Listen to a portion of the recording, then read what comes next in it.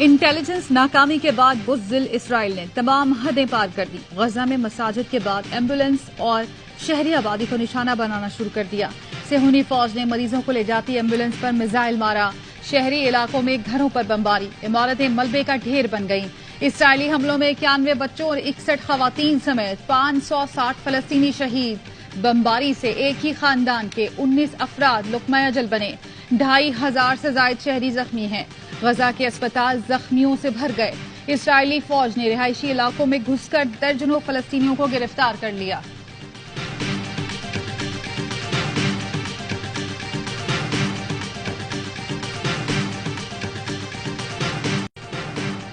Hamas نے اسرائیل کے air defence system Iron Dome کا ستیہ ناش کر دیا. آپریشن طوفان الاقصی کے تیسرے روز مزید 4,500 راکٹ داغ دیے. حماس کے حملوں میں 100 فوجیوں سمیت 800 اسرائیلی مارے گئے. 2,500 سے زائد زخمی ہیں. مزاحمتی تنظیم نے 130 اسرائیلیوں کو قید کر لیا. اسرائیل کے 8 مقامات پر اسرائیلی فوجی اور حماس میں جھڑپیں. غزہ کے قریب اسرائیلی علاقوں پر حماس کا کنٹرول برقرار. تل ابیب میں افراتفری، پروازیں بند. فلسطین پر قبضہ کرنے والے اسرائیل سے بھاگ رہے ہیں. حماس کے ترجمان نے اسرائیلی وزیراعظم کو خبردار کر دیا. کہا نتن یاہو کی ایک غلطی اسرائیلیوں کو ان کی زندگیوں سے محروم کر دے گی. اسرائیلی آرمی چیف نے حماس کے ایکشن کو اسرائیل کا 9/11 قرار دے دیا.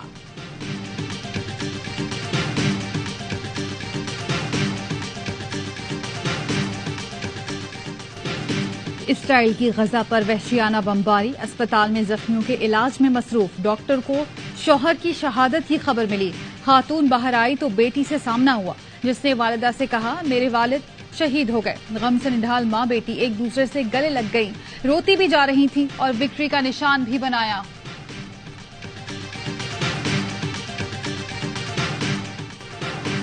جب تک اسرائیل فلسطینیوں کے بارے میں اپنا موقف تبدیل نہیں کرتا جنگ نہیں رکے گی. عرب لیگ نے خبردار کر دیا. ماسکو میں روسی وزیر خارجہ کے ہمراہ پریس کانفرنس میں عرب لیگ کے سیکرٹری جنرل احمد ابو الغیت نے کہا اگر اسرائیل کی ہٹ دھرمی اسی طرح برقرار رہی تو یہ آخری جنگ نہیں، یہ تب تک جاری رہے گی جب تک اسرائیل ہوش کے ناخن نہ لے. روس کی امریکہ اور اتحادیوں کی دوغلی پالیسیز پر تنقید. وزیر خارجہ سرگئی لاروف نے کہا مغربی اتحادی اسرائیل کی حوصلہ افزائی کر رہے ہیں. چین کا جنگ بندی کے لیے عالمی برادری پر مشترکہ کوششیں شروع کرنے پر زور. چینی وزارت خارجہ نے کہا ہے عالمی برادری امن کے لیے اپنا کردار ادا کرے. فلسطین اسرائیل کشیدگی پر سلامتی کونسل اجلاس میں اتفاق رائے نہ ہو سکا.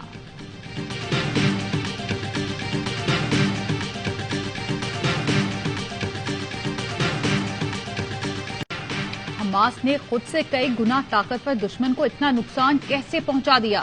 امریکی میڈیا اور تجزیہ کار حیران.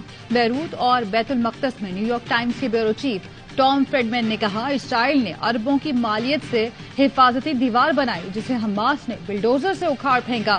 یہ ایک بہت بڑا سوال ہے.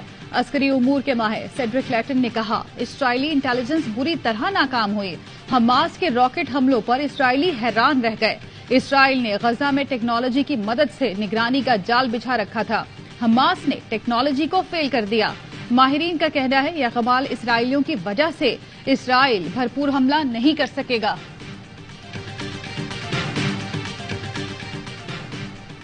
سیکیورٹی فورسز کا یوب کے علاقے سمبازا میں انٹیلیجنس بیسڈ آپریشن. دہشت گردوں سے فائرنگ کے تبادلے میں پاک فوج کے میجر سید علی رضا شاہ اور حوالدار نثار احمد وطن کی آن پر قربان. بہادری سے لڑتے ہوئے شہید ہو گئے. آپریشن میں 5 دہشت گرد مارے گئے. ISPR کا کہنا ہے سیکیورٹی فورسز وطن کے لیے جانیں قربان کرنے والوں کو خراج تحسین پیش کرتی ہیں. قوم بہادر جوانوں کی قربانیوں کی مقروض ہے. دہشت گردی کو جڑ سے اکھاڑ پھینکنے کے لیے پرعزم ہے.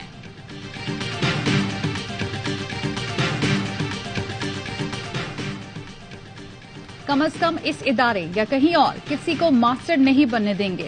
میں ماسٹر نہیں آئین کے ماتحت ہوں. کس بینچ کو کون سا کیس بھیجنا ہے یہ پریکٹس بطور چیف جسٹس ختم کر دی.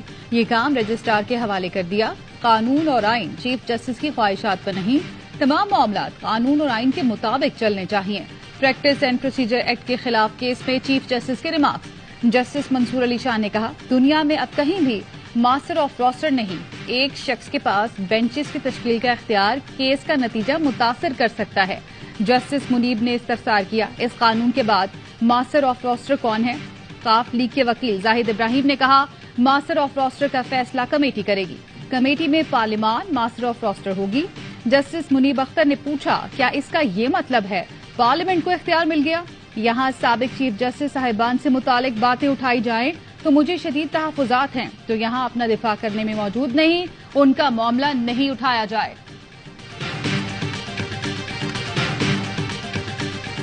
Supreme Court may make rules regulating the practice and procedure of the court subject to the Constitution and the law, which means Supreme Court can make rules, whatever rule it wants to make, but it can't go beyond the Constitution or any law which already exists.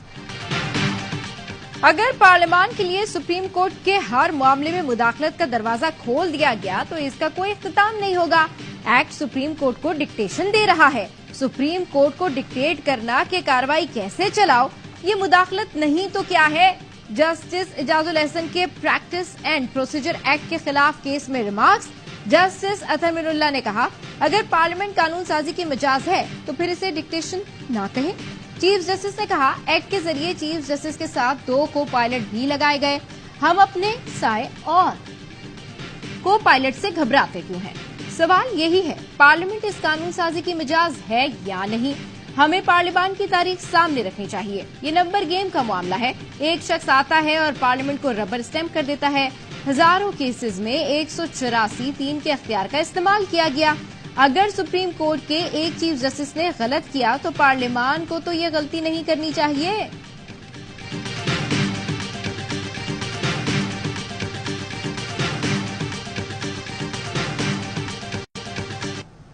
My Lord the Chief Justice is very unfair. آپ نے کہا تھا کہ attorney general صاحب کو argue کرنے دیں ہم آپ کو بعد میں سنیں گے. اب آپ دکھائیے آرڈر شیٹ دکھائیے.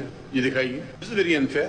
I will not argue if you don't want to hear me. But don't put things which are factually incorrect. بات کر رہے تمیز سے کوئی حرج ہوتا ہے ویسے؟ نہیں سر آپ اپنا اپنے سلوک کو دیکھیے پھر آپ ہمارے متعلق بات کیجیے. پریکٹس اینڈ پروسیجر ایکٹ کے خلاف درخواستوں کی سماعت کے دوران چیف جسٹس قاضی فائز عیسیٰ اور وکیل امتیاز صدیقی میں مکالمہ. امتیاز صدیقی نے کہا پہلے ہمیں پھر اٹارنی جنرل کو سنیں. ہمیں نہ سننا نا انصافی ہے. چیف جسٹس نے کہا حکم نامے میں کہاں لکھا ہے کہ آپ کو ابھی سننا ہے. بات کرنے کی بھی کوئی تمیز ہوتی ہے. وکیل امتیاز صدیقی نے کہا میرے ساتھی خواجہ طارق رحیم آپ کے رویے کی وجہ سے آج عدالت نہیں آئے. چیف جسٹس نے کہا آپ اپنی نشست پر بیٹھ جائیے ورنہ میں کچھ ایشو کروں گا. چیف جسٹس کے کہنے پر وکیل امتیاز صدیقی بیٹھ گئے.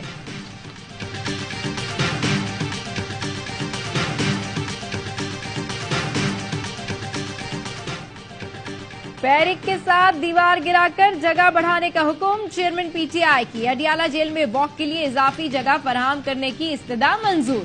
سائفر کیس میں جج ابو الحسنات نے چیئرمین پی ٹی آئی اور شاہ محمود قریشی کے کمروں کا سرپرائز وزٹ کیا اور کمروں کو چیک کر کے ڈائریکشن بھی دی. دوران سماعت چیئرمین پی ٹی آئی نے کہا کسی سہولت کا مطالبہ نہیں کر رہا. جیل مینول کے مطابق سہولتیں دی جائیں. ورزش اور چہل قدمی کی اجازت دی جائے. چیئرمین پی ٹی آئی اور شاہ محمود قریشی پر فرد جرم 17 اکتوبر کو عائد ہوگی. وکلا کو چالان کی نقول فراہم کر دی گئی. اسلام آباد ہائی کورٹ میں سائفر کیس میں چیئرمین پی ٹی آئی کی درخواست ضمانت پر سماعت جمعرات تک ملتوی. وکیل سلمان صفدر نے کہا سیاسی انتقام کا نشانہ بنایا جا رہا ہے. مخالفین کی ایما پر مقدمات کیے گئے.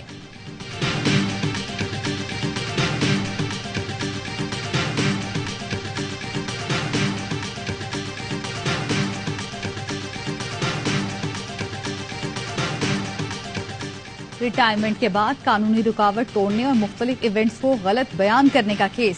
اسلام آباد ہائی کورٹ نے ایف آئی اے میں مقدمے کی درخواست پر قمر باجوہ، فیض حمید اور ایف آئی اے کو نوٹس جاری کر دیا. صحافی جاوید چودھری، شاہد متھلا، پیمرا پریس ایسوسی ایشن آف پاکستان کو بھی نوٹس.